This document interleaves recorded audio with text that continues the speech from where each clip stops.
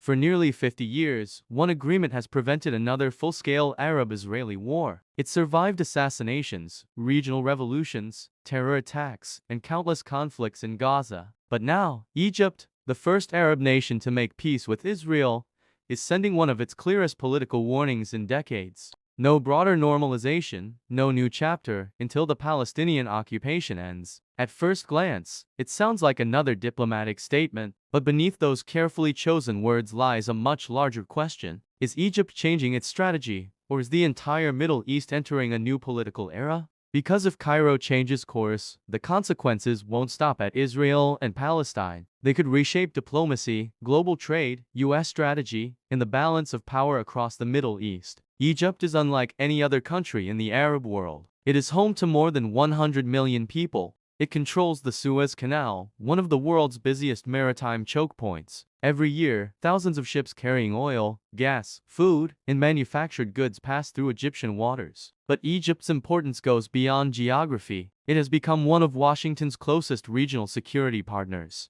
While maintaining communication with Israel, the Palestinian Authority, and many Arab governments, when Egypt speaks, the region listens, because Cairo has often been the bridge between enemies who refuse to speak directly. Before 1979, Egypt and Israel fought for major wars. Entire generations grew up expecting another. Then something unimaginable happened. Egyptian President Anwar Sadat flew to Jerusalem. The visit shocked the Arab world. Months later, the Camp David Accords were signed with U.S. mediation. Israel returned the Sinai Peninsula. Egypt recognized Israel. It became the first Arab country to establish formal peace. Many Arab governments condemned the decision. Egypt was temporarily suspended from the Arab League. Sadat himself would later be assassinated. Yet despite every crisis since then, the treaty survived.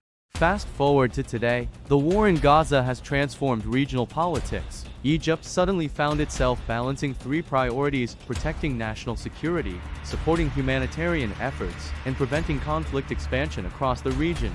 The Rafah crossing became one of the world's most closely watched border crossings. Aid trucks and diplomatic negotiations almost all passed through Egypt. Meanwhile, Egyptian leaders repeatedly rejected proposals that Palestinians should permanently relocate into Sinai. Cairo argues that such a move could threaten security and undermine the prospect of a future Palestinian state. Instead, Egypt continues to support a negotiated-to-state solution. Its latest statement reflects that long-standing policy.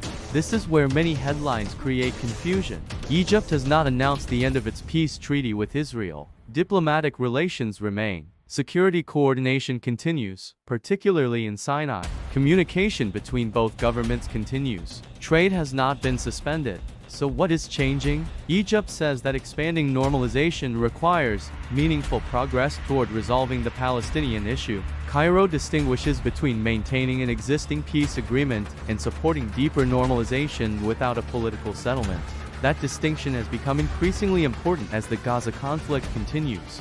The peace between Egypt and Israel is often described as a cold peace, but in reality it is the strategic heartbeat of the Middle East. To understand the gravity of this relationship, we must look back at the 1979 peace treaty. This historic agreement ended decades of direct military confrontation and transformed the entire regional architecture. Today this bond serves as the primary buffer preventing a wider regional conflagration. When we analyze the global stakes, the economic ripple effects are perhaps the most immediate. The Suez Canal serves as a vital artery for global trade, handling roughly 12% of all global commerce. Any instability that threatens this passage sends shockwaves through the global economy. We are not just talking about delayed shipping. We are talking about a cascade of rising energy costs, surging maritime insurance rates, and disrupted supply chains that affect consumers worldwide from the gas pump to the grocery store. This is why international mediators like the United States, Qatar, and the United Nations are so deeply invested. For Washington, the Egypt-Israel relationship is a non-negotiable component of its security strategy in the Mediterranean and the Red Sea. Meanwhile, Doha has emerged as a critical diplomatic hub, facilitating communication when direct channels are strained. These mediators work tirelessly to keep the dialogue open, knowing that the alternative is a security vacuum. Regional partners like Saudi Arabia and Jordan also play indispensable roles. Their involvement ensures that any move towards stability is a collective effort rather than an isolated one. As we look at potential future scenarios, the concept of a frozen conflict is a likely path. This is a state where major military operations cease, but the underlying political tensions remain simmering just below the surface. While not ideal, it is often seen as a safer alternative to regional escalation. An escalation would not only involve immediate neighbors, but could pull in global powers, creating a crisis of unprecedented scale. After 50 years of maintaining this peace, the most important lesson learned is that stability is not a static achievement. It is a dynamic and ongoing process of negotiation and compromise. The persistence of this treaty through decades of upheaval proves that even the most entrenched rivals can find a path to coexistence. When the stakes are high enough, understanding these nuances helps us navigate the complexities of our modern world. Thank you for following along with this analysis, and please subscribe for more insights into the forces shaping our